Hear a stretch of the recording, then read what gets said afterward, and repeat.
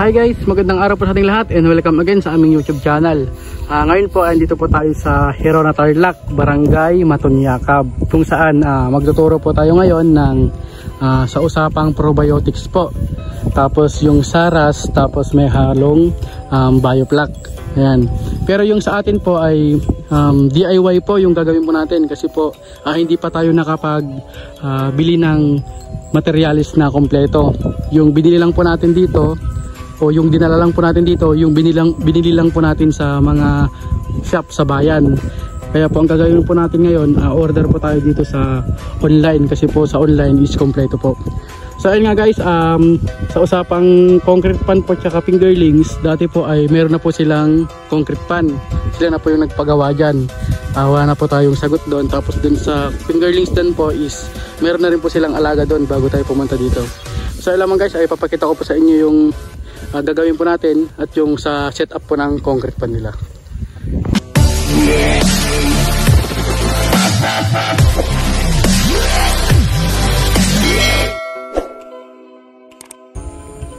At ayun nga guys, ito po yung kanilang concrete pan. Mapapansin nyo ay napakaganda po ng kanilang concrete pan. May bubong na po. Tapos yung dito naman sa party na to, para po yung araw ay pumunta pa rin dito kahit papano, kahit may bubong. Tapos ito po ay mayroon po silang tatlong butas kung saan ang sukat po niya ay 6 meters by 4. Ngayon po ay kasalukuyan po tayong nagdi-drain kasi po titignan po natin yung isda nila dito. Tapos dito naman po yung small size po dito mga boss. Tapos dito po ay next po ay yung sa medium size. Yan, mapansin nyo po yung tubig po nila. Kung napapansin nyo, nasa 2 months po pero may liit pa kasi pure feeds po yung pinapakain. Tapos ito naman po yung mga fast grower. Papakita ko po sa inyo. Yan, 2 months. Yan, napakaganda po ng kulay ng tubig dahil po dito sa bubong na ito yung araw po ay tumatagos pa rin kahit papano. Yan, yun po yung mga alaga dito sa Herona Tarlac kay Boss Rolando. Yan.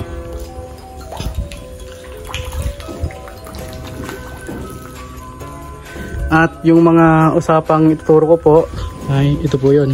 Siyempre po i-install po natin tong mga to. Ito po ay nasa shop lang po binili, hindi na po nakabili sa online dahil po pag sa online po ay matagal pa.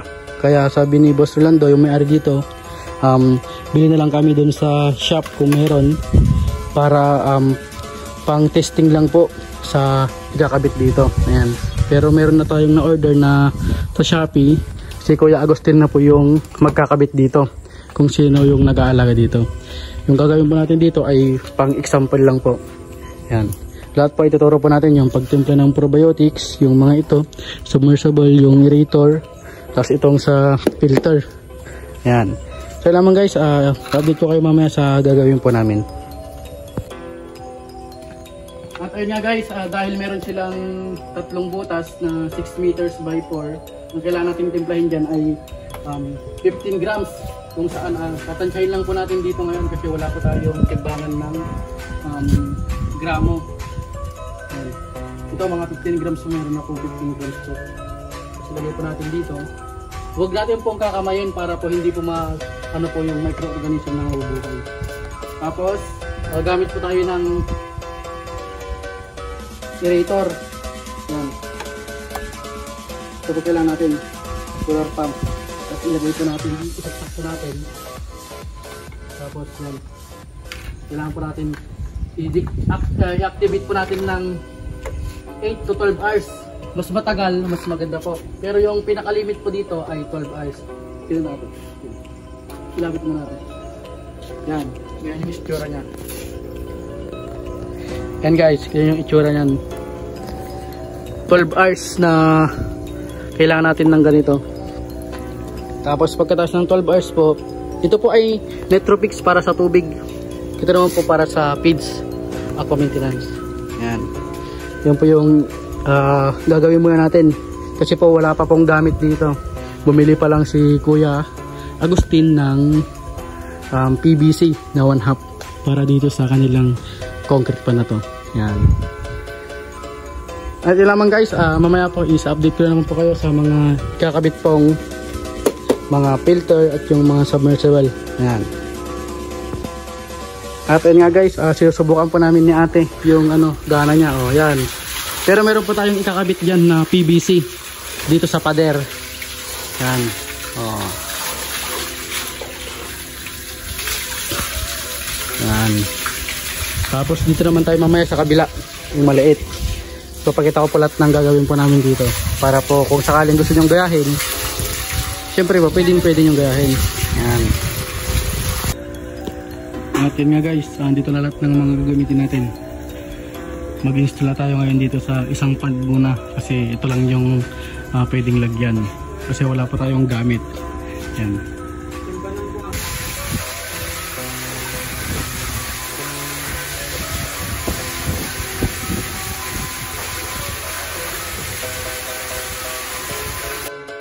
At ayun nga guys, ginagawa na po natin yung kanilang unang concrete pan kung saan nagkabit po tayo ng DIY na filter po na submersible. Hindi na po natin pinadaan sa drum kasi po ang mangyayari po dito ay gagamit naman po tayo ng gamot.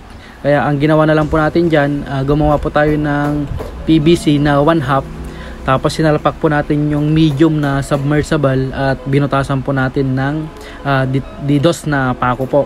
Ayan, ipapakita ko po sa inyo yung paggana po nito para po makita nyo yung pupuntahan at kung paano yung pag-andar po nito. Ayan.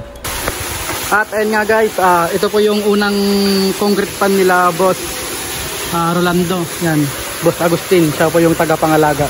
Tapos ito naman po yung kinabit po natin na yan. Ayan siya. Ayan yung style niya pag ayan. Tignan natin dito sa para mas kita nyo po. Medyo mataas po kasi yung kanilang concrete pan. Yan. Ganyan yung style ng kanilang concrete pan dito. Mataas lang po dito sa pader nya. Yan, sobrang taas po. Kaya gumawa sila ng patungan dito sa baba. Ito po ay hindi po natin tinuruan po sa concrete pan tsaka sa fingerlings po. Sila na po yung kusang bumili at saka nagpagawa. Yan. Ito po yung na-install po natin. Yan. Tapos yung mga anditong install po na iba, yung mga yan, ito po yung sa probiotics naman. Naituro ko na po yan sa kanila. Tapos yan, pati ito. Yan, ito po yung probiotics natin. Hindi na po natin nalagyan lahat ng concrete pan po nila kasi po nabitin po tayo sa gamit. Order muna tayo sa online para po magawa po natin tong lahat. Yan. Ito naman po yung unang pangatlong concrete pan kung saan meron pong lamang 5 to 6 inches. Yan, kung nakikita nyo yung sa napakasigla po nila dito. Nandun lang po sila sa ilalim. Makikita nyo maganda yung pag-aalaga. Pure feed clean lang po yung pinapakain dito. Ngayon po ay gagamit na po sila ng probiotics din. Kasi po talo daw po sila sa gasolina. Then ito naman po yung pangalawang concrete pan nila. Tapos yun yung pinakauna. Kung saan ito lang po yung na-installan po natin. Kasi wala po talagang gamit. Yan. At ay lamang guys, maraming salamat po sa panood ng video na ito. Kung sino po yung gusto pong magpaturo man sa paghihito, kung ano po yung gusto nyo pong ipaturo, basta kaya po natin at na-experience po natin, wala pong problema yan. So naman guys, maraming salamat po sa panood ng video nito. Kung bago pa lang sa aming channel, don't forget to click subscribe button and notification bell para laging updated sa susunod pa namin video. Thank you!